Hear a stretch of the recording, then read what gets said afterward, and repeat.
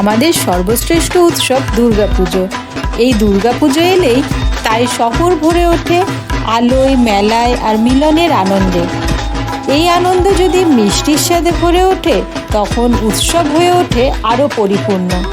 তাই এই পুজোয় প্রতিটি হৃদয়, বন্ধুত্ব, পরিবারের ভালোবাসা আর শুভেচ্ছার মিষ্টি মুহূর্তের সঙ্গী হোক মিষ্টান্ন, কারণ মিষ্টির আর এক নাম মিষ্টান্ন।